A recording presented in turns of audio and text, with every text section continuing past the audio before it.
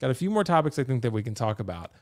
Can we compare Hot Toys to statues? And I think there are going to be some people in the chat here that really collect both. So they will collect, a 1/6 figure. They'll also collect a quarter scale statue. They'll collect a third scale statue. Maybe they'll go and collect a, 1/2 scale statue at some point, like that Pennywise, right?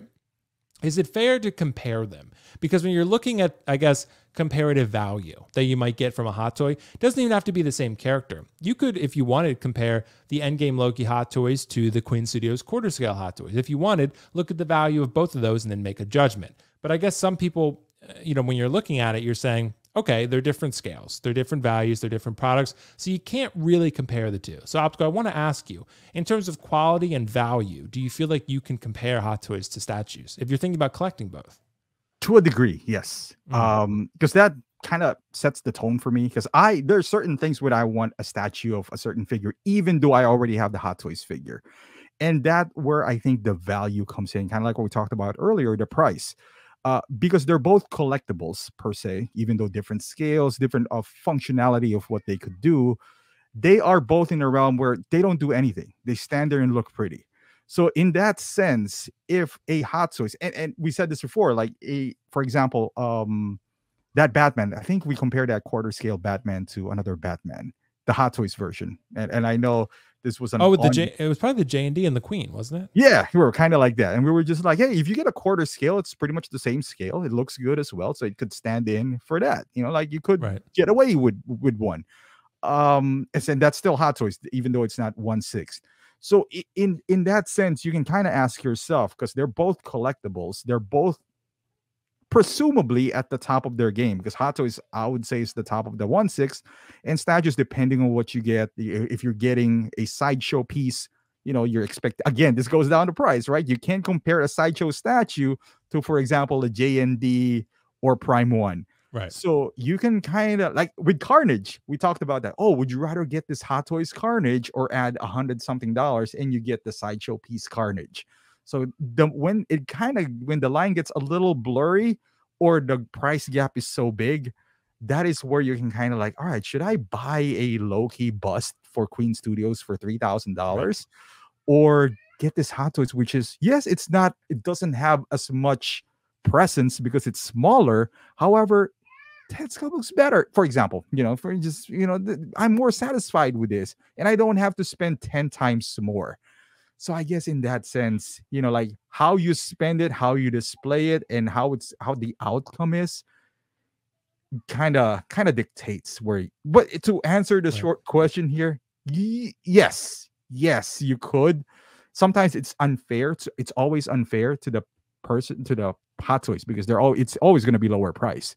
So you can't be like, well, have you seen that Queen Studios, Captain America? That would blow Hot Toys out of the water. Yeah, it's also 10 times more. Yeah, you'd be like, it should blow it out of the water. Right, it should. Yeah. Because it's 10 times more. It's kind of like, well, Shaq just dominated you in the post. Yeah, he's also 10 times bigger than me. So he should dominate me in the post. Shaq just dominated Nate Robinson in the post.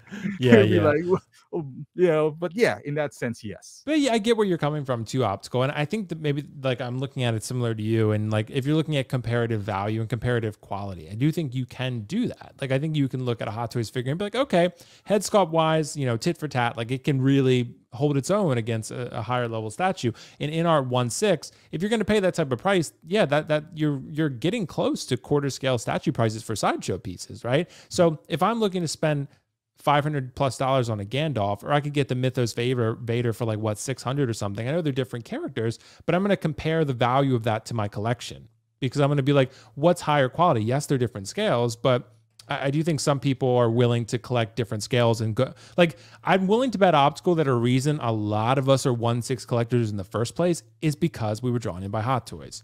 That's the reason. You know why we started collecting Hot Toys? Because they were the most realistic thing you could buy at the time. That's why we got them. And that's why we started, and we just stuck with 1/6 because Hot Toys created that. You go where the value goes. You go where the realism goes. And I feel like that's where, why we got into Hot Toys. Like there are some people that sell Hot Toys and get statues. I get that. But then they look at it and they're like, man, but I really want a Cad Bane. And that Hot Toys is really great. And then you get sucked back in, right? Or maybe you were out of it and you're like, man, but I really love Legolas and I want that in-art Legolas. right? Yeah. Whenever they make it, that can be stuff too, or that Batman, right? That's definitely for sure.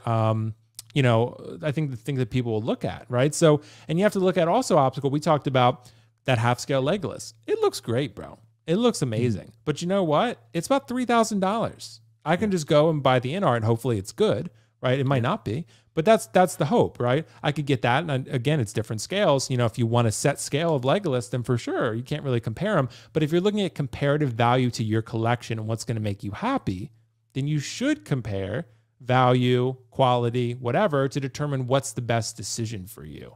Like that's, I feel like what's so important. But Right. Like, and to you know, kind of piggyback on casual nerd here. Would you ever convert all statues from Hot Toys? I oh mean, yeah, that's going to be hard to do, especially if you have like more than 50 Hot Toys. You know, like yeah, you're going to run out of space, and so that's where I guess the comparison comes in, because you got to make a decision. For example, if you like a lot of things, yeah, if you only like Lord of the Rings, you know, good for you, because now you kind of can zone in to, let's say, in art, because they're, if they make Lord of the Rings, so you can zone in. But what if you're like a person like who likes a lot of stuff? So you're now torn between, hey, do I need to get the best representation, for example, of that Legolas, which in terms you can buy 10 Hot Toys with that Legolas and get the same value in a smaller form, right, you know, in a smaller form. And now you have 10 characters that you might like compared to one that's, and it all, the good news is that it all depends the individual. So there's no right or wrong answer. It depends on how much you love Legolas or the 10 other Hot Toys that you might spend the money on, you know. So it's 50-50, you know, in that sense. right. But you can't, I guess you can't have both quality and the mass amount of, because Hot Toys looks real. They're just smaller, you know, they're just Yeah. smaller. That Anakin looks real. So either you get Anakin, Spider-Man, and all that other good stuff, or one Legolas. So, you know. That's what I'm saying, man. You got to think about the comparative value of it all. Yeah, So, yeah. but yeah, to answer casual nerds problem, it's funny. Like maybe a year or so, I thought maybe a year and a half ago, I was like, would that be a smart idea? But it wouldn't for me personally, because you know I still feel like Optical, because Carlos's great idea about the tier collecting. I do think, and again, I know there've been some comments out there saying tier collecting is, you know, it's not like a brand new concept where it's like, oh, this idea has never been thrown out there before, but no one has ever presented it before, and I think that's where we were coming from with it. So tier based collecting, I do think, can be pretty impactful for people, and it can be something where, you know, in an organized sense, you can really help narrow your focus, right? But I do think Optical, when you're looking at it, it's like, you know, could I have that one Legolas statue, and then, or, you know, say I had all statues, right? How many statues could I realistically fit in this room? You know, Right. I can maybe fit, you know, another 10 statues in this room. How many Hot Toys can I fit in that space, right? Right. I could fit significantly more. Doesn't mean I'm going to love every character, but over 10 to 20 years, there's going to be a lot of characters that come out that I want, right? Yeah. Doesn't mean I have to buy the characters I don't want now, but over time, say someone gets the God of War license besides Mondo, right? Someone like maybe Hot Toys says, fuck it, let's take a stab at a video game, and they make Kratos, right? Yeah. Like, I'm gonna want that. Maybe there. How many more Mando outfits are gonna be? Maybe I'm gonna want those, right? The next Cad Bane. When's that gonna be? Like the next Spider-Man. Like there's gonna be so much room to have 50. I could have 50 to 60 figures in the same space that I could have 5 to 7 statues, maybe Right. less. So it's kind of like you have to think about that, right? You have to think about what is really most important to you. And statues are great, man. My statues might even be my favorite pieces that I have, but it Yeah. doesn't mean that I would have all of them and then cut myself off from all those other characters like Cad Bane, who I could never get a statue of. So, Dude, and you know not what I only mean? that, like with statues, right? Like the other side of that was like, well, you can't afford every statue. No, Well, true for me, but for somebody who could afford every statue, like for example, for us, the reason I want Hot Toys is because I like so many characters, so many things that they fulfill that, and statue wouldn't fulfill that. But what if you just want statue and you can afford it, you can display it?